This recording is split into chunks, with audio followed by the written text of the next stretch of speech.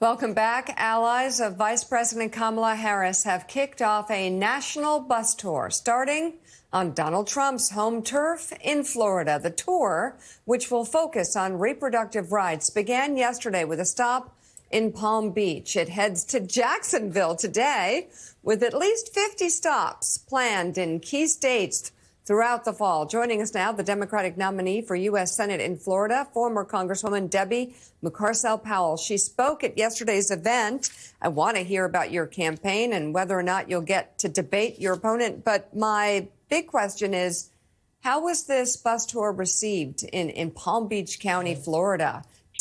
Was there a crowd? Were they open to the message?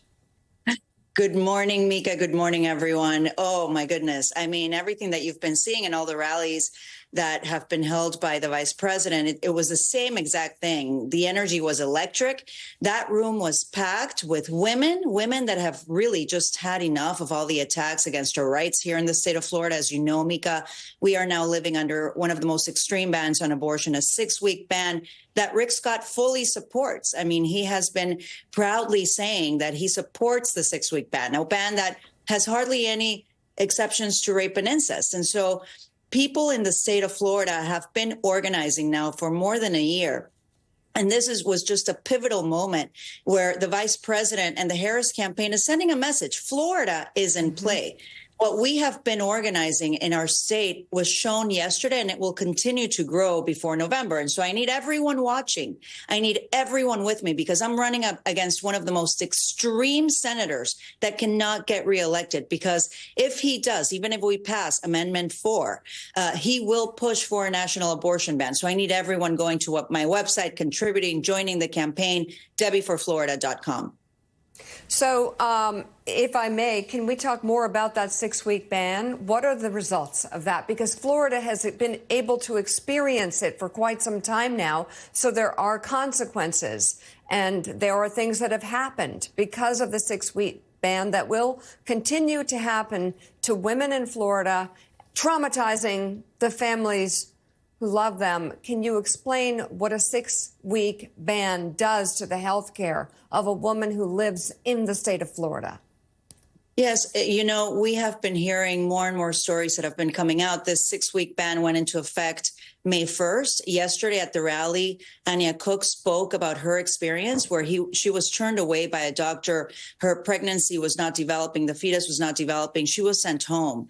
And the next day, at a bathroom, at a salon, she had a miscarriage and lost half of her blood. She almost died because of it, and she almost lost her reproductive organs. And just recently, a few weeks ago, we heard of a very similar story in Miami. This is happening in the United States of America. This is happening in our own state, where women are forced to leave the state to get this reproductive health care. And Mika, you know that this is central not only to our health care, it is central to our dignity. This should be a decision that is made between a woman, her doctor, her family, her faith. In Latin America, as you know, my mother brought me and my sisters here from Latin America, and we have seen laws being passed to protect abortion rights, because we have seen that there's a rise of violence against women when you have these extreme bans on abortion, and also high rates of maternal mortality. And of course, the rates of maternal mortality are highest among Black women and Latina women. Congresswoman, good morning. Good to have you on the show. I want to ask you about the charge. You mentioned your own upbringing, immigrating to the United States with your family fleeing dictatorship. The charge that we keep hearing from Senator Scott and his campaign, that you, and they lump in Vice President Harris as well, are somehow socialist, that you want price controls on groceries, something that Vice President Harris has talked about, saying that you want amnesty for illegal immigrants. If you could address the immigration question. First of all, he's even charged that you want to let illegal immigrants vote in the election, which, of course, is against the law. So if you can just address the charge that you are somehow, a serious charge in Florida, as I don't need to tell you, are somehow in league with socialists. Look, it's completely false. I mean, Rick Scott has absolutely nothing but to spread disinformation. He is one of the most extreme senators that we have in the Senate right now. And Rick Scott has no idea what it's like for people like my family that had to grow up under a military dictatorship. I have family living in Venezuela. I have very good friends that are in Venezuela. He has no idea what it's like to fight for freedom and democracy.